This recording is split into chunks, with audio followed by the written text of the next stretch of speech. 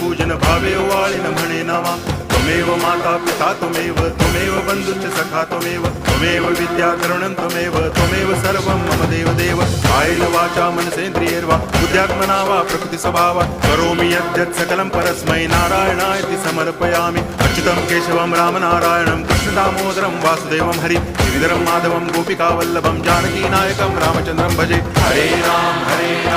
Ram Ram